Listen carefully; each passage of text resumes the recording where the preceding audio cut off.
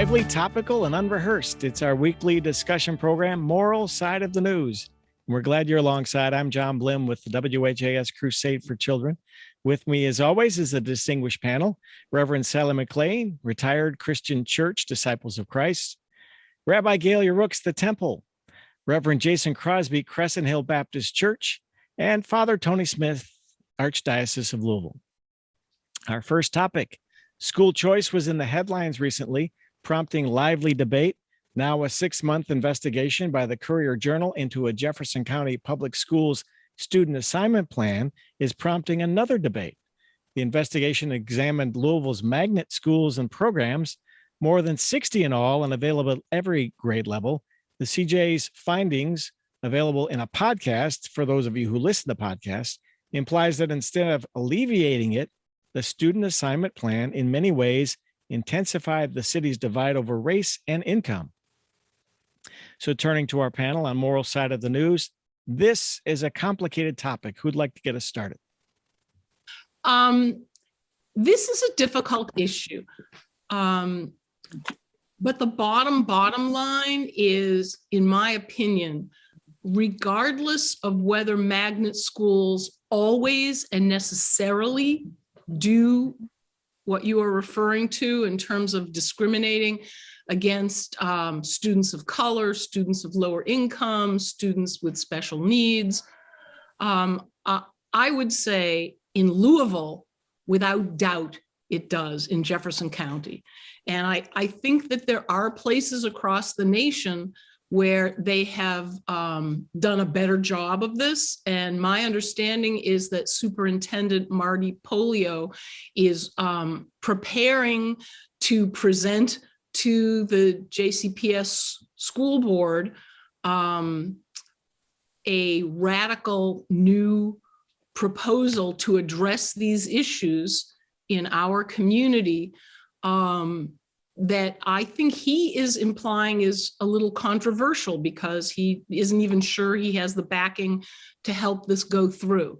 But as I say, that it's a very complex topic and there's so many levels to it.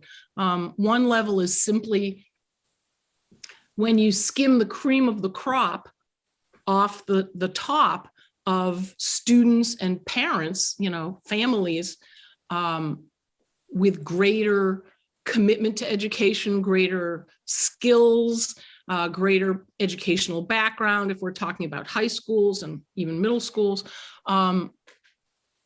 It's like when you skim the cream off the top of the milk, instead of shaking it up, then you get a lower, well, in that case, fat content of the milk.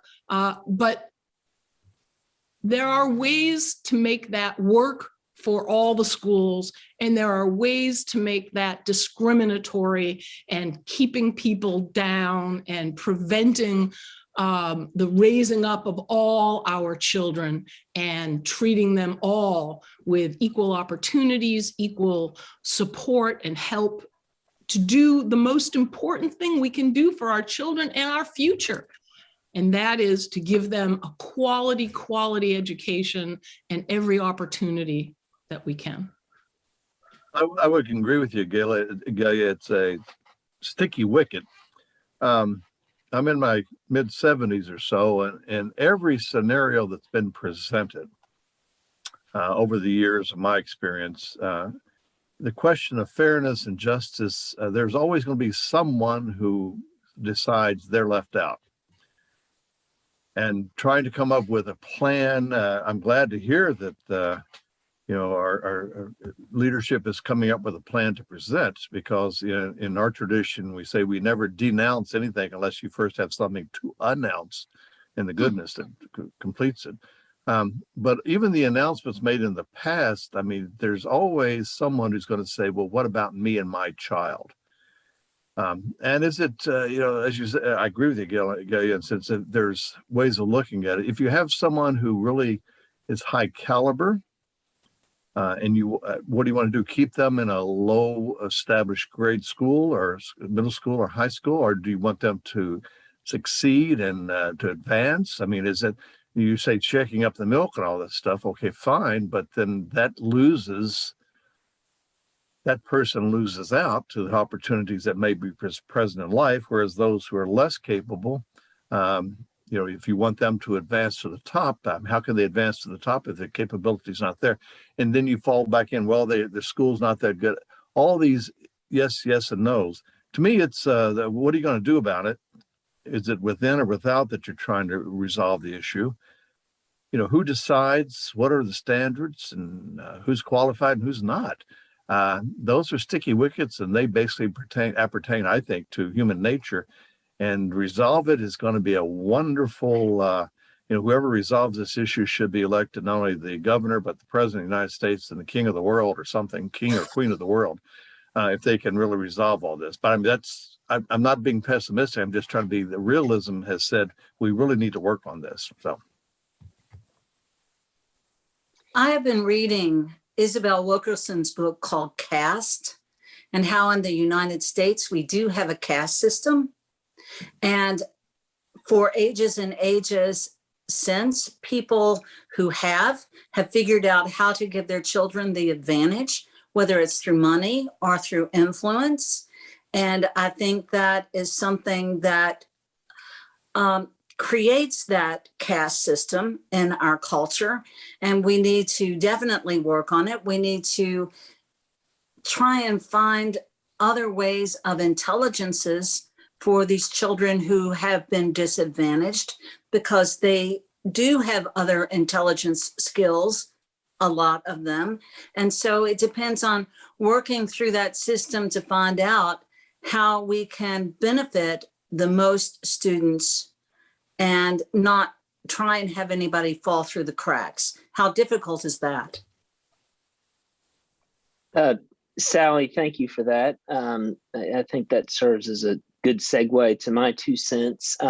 First of all, one thing that I think is important for all of us to recognize is that public schools, especially Jefferson County Public Schools, are really the ground zero where some of the most fundamental moral and ethical issues that we are wrestling with get played out, be it masks, be it vaccinations. There aren't that many common spaces where the community comes together to try to wrestle with some of the most complex issues we deal with.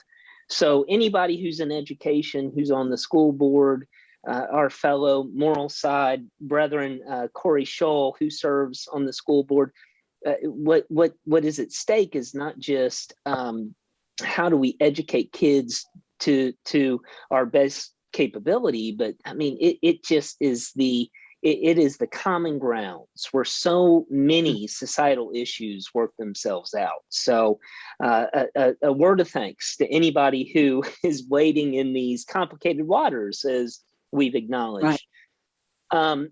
But my 2 cents in terms of the magnet school situation, I have a 5th grader in JCPS. So we're in literally on November the 1st, we will be in the midst of the process whereby we might be able to enter into the magnet portal. So we have been studying this carefully. We've been looking at this closely, and it directly impacts our lives. I appreciate the Courier Journal's reporting on this matter. It is helpful and valuable. But one lingering question that I cannot walk away from is, if not this, then what? If not the system that we find ourselves in, then what? And so one proposal that's out there is a return to more of a neighborhood school model, whereby there's less of an emphasis on the magnet schools, more of an emphasis where kids can go to their local schools. I've heard many folks in the West End say this would be helpful to me and our children. Well, I know from my own personal assessment that if things were to shift from a magnet school model to a local school model, that the middle school and high school that my kids would go to would be, if that move is made, arguably one of the best in the state, if not one of the best in the country.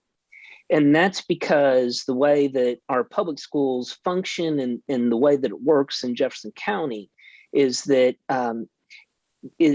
one of the issues that's happening with public schools is that's not being addressed in the Courier Journal reporting is housing differentiation, is the way in which people live and the housing values in different communities in which we find ourselves.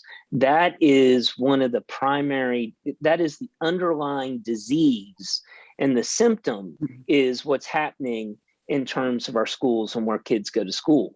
So until we integrate housing, we will have a really difficult time addressing integration of schools and other issues. Our community is divided along housing and wealth lines, which then dramatically affect the outcomes that come with schools. And so JCPS is addressing, I think, a symptom to a larger root problem, and that is that wealth disparity in our community. Not to disagree with you at all on that point, Jason. It does not give permission for us to ignore what's going on. It is enmeshed in neighborhood and housing and, you know, where immigrant families come. There's no question that that's a huge problem in Louisville. It is not a problem that the school board can really do much about. And I'm not saying it shouldn't be addressed, but I don't think that that gives us permission to ignore the task at hand, which can probably, hopefully, be not that it's a simple problem, but more easily addressed, more equitably addressed with, you know, not just some Band-Aids, but certain ways to really change the culture of what's going on here. When I first moved to Louisville 33 years ago, and everyone talks about, you know, what high school did you go to, what high school, and I just thought that was weird. Okay, it wasn't till honestly, maybe, I don't know, maybe 10 years ago, maybe 15, that I began to recognize that there was more underneath that question. What high school did you go to? There's a lot, it's a loaded question because I didn't go to high school here. So, I didn't really notice, but it's such a loaded question. There's so much behind that in terms of, you know, who you're from, where you're from, what kind of, and moving forward too, what kind of connections you have in the future. My brother, after graduate school, went back into business with a friend that he had met in high school. It's where you go to high school or middle school or anywhere has a permanent trajectory on it. Sometimes it can be changed, but by and large, how much money your own particular school district, your school has, what quality of teachers are teaching there, how they're dealing with, intentionally dealing with the divides between people of color and white people and wealthier people and not, let me put it this way. If you have a larger percentage of your student body who need English as a second language, or maybe don't even speak any English when they start school, you're already at such a deficit. You know, I'm not implying that a lot of these kids aren't incredibly bright and capable, but they need extra help to reach their potential. And, you know, you said, if not this, then what? My feeling is, if not fixing this right now, at least addressing it and improving it, and maybe not even making it perfect, but moving on a path to making it even better, but immediately improving the situation.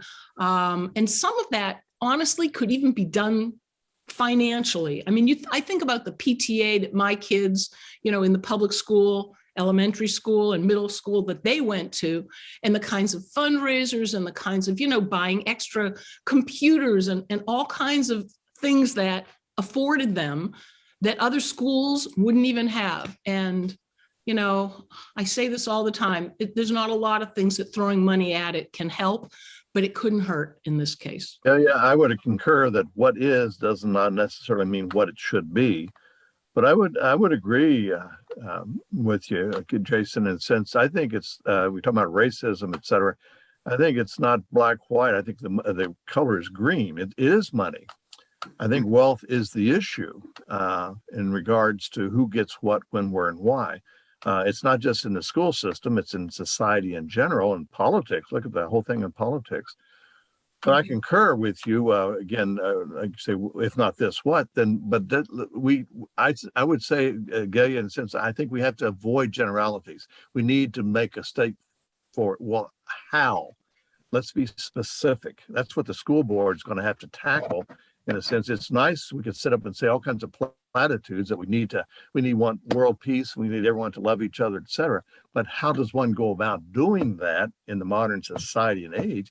And it takes money to do that. You can have a fantastic public school system, magnet school, whatever like that, but how does that reach the school kids who are in less affluent societies and things? Again, to your point about real estate and whatever, in my years of being pastor all over the city, it's innumerable times people would come to be a member of the parish and they would say, what did you hear about us? Well, the realtor told us you have a wonderful school here.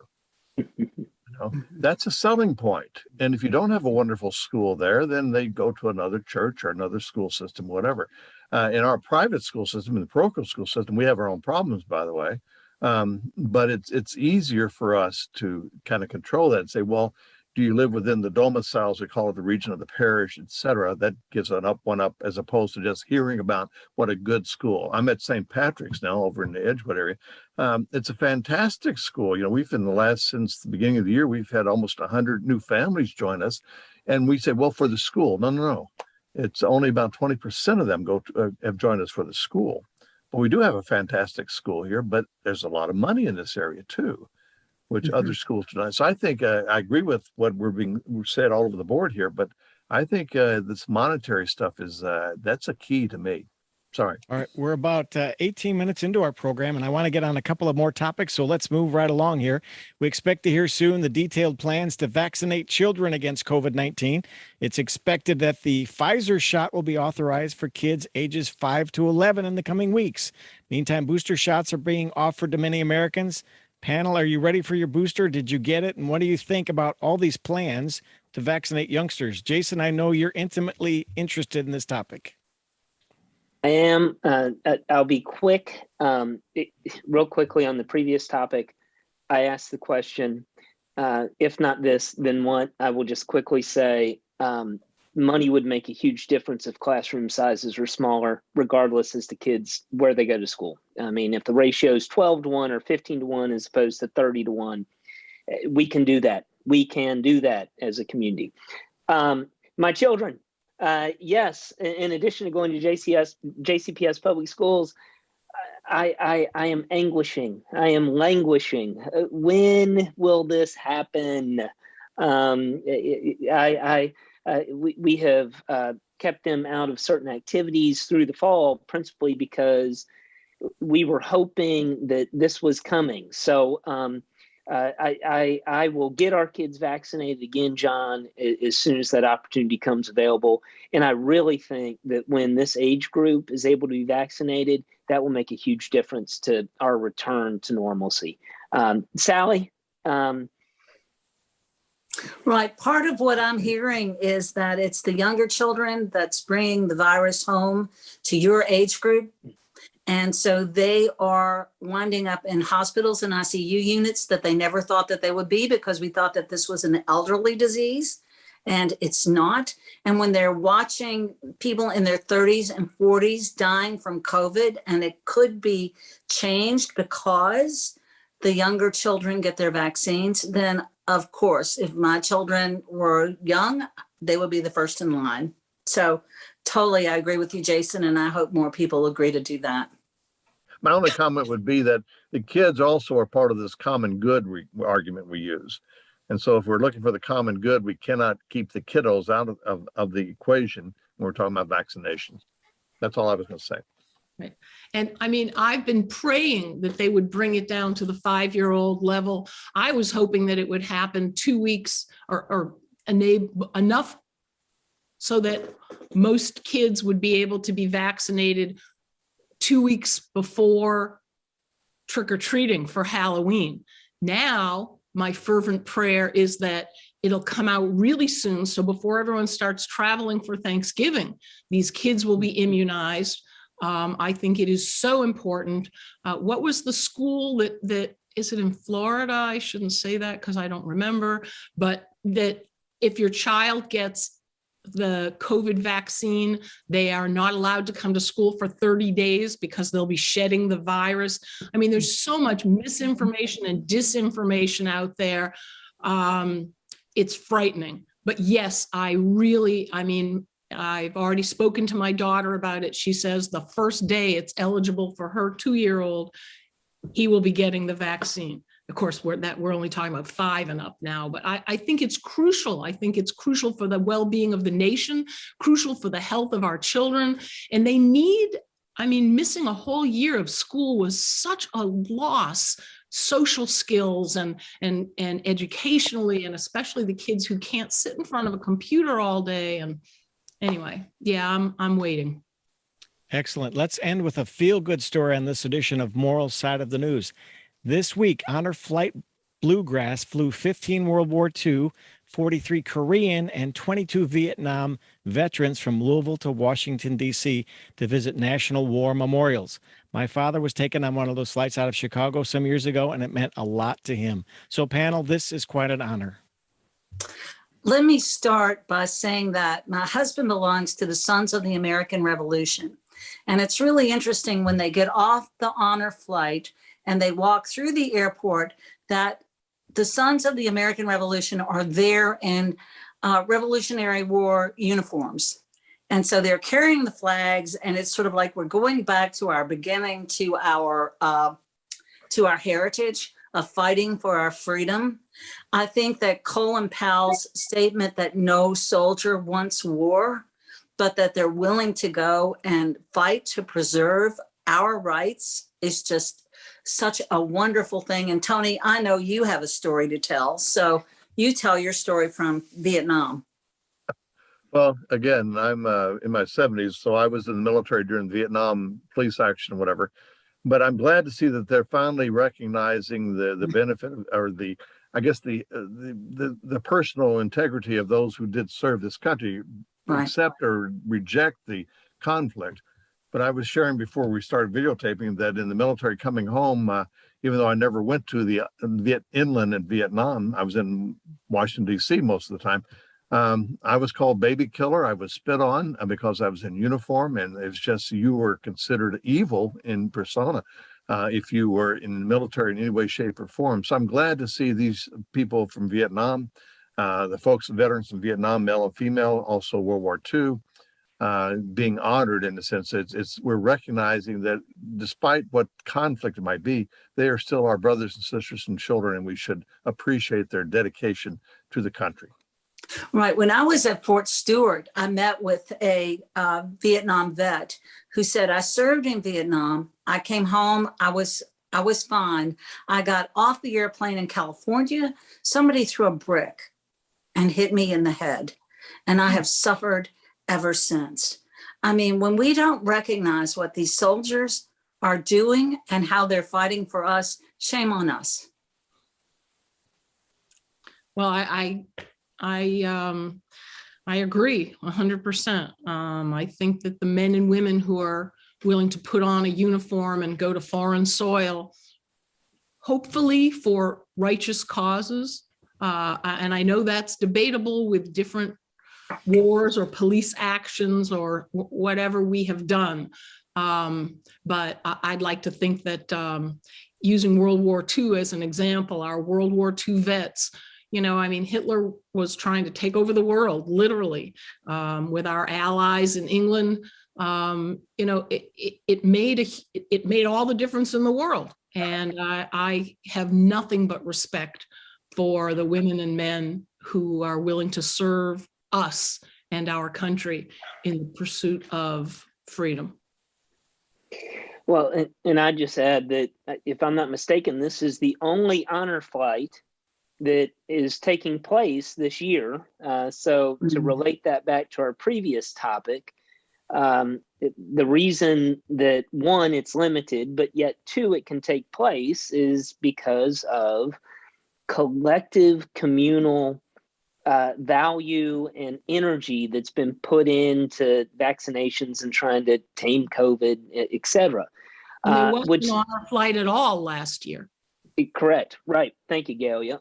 And all that's to say that one thing that I think about is these men and women who were serving previously, they were trying to uplift that common good, right? And so we're honoring the sacrifices that they made, regardless as to the other very complicated issues. I think one thing we've touched upon today, be it schools, be it vaccinations, be it COVID, be it even this honor flight, is that moral and ethical issues are complicated. But what they were trying to do and what we're honoring is and celebrating and uplifting is thank you for attempting to do the best you could do for other people in your military service. And I think as a Christian, as a Jew, as a Muslim, at the core of our shared belief is we are called to encourage ourselves and to encourage others to do the best you can do for somebody else, And then the other moral and ethical issues, it's really hard to sort through that. But, to celebrate the fact that these people were doing the best they could do is significant. And we have to remember how young they are and how they go with all sorts of enthusiasm into foreign places and foreign countries that they know absolutely nothing about. And working not only for the soldier next to them, but also for all of us. And it's Sally, not, go ahead. I can say I had my hair back in those days. That's how long ago. Whoa. Well, We want to see pictures, Tony. We need pictures for proof. I hate to say that's the way we will end this program on talking about Father Tony Smith's hair, but thank you to our panel, Father Or Tony lack Smith, thereof. Reverend Jason Crosby, Reverend Sally McClain, and Rabbi Gaylia Rooks. Reminder, you can catch this program again on YouTube anytime. Quick show of hands panel. Do you have your booster? I'm waiting. I'm not yet 65, she says, because she can't say it too much longer. Okay. We're getting into a lot of The day I am eligible. The day I am eligible. A lot of personal information on this edition of Moral Side of the News. Thanks for watching and listening, and thank you, panel, and we'll see you next time. Have a great week.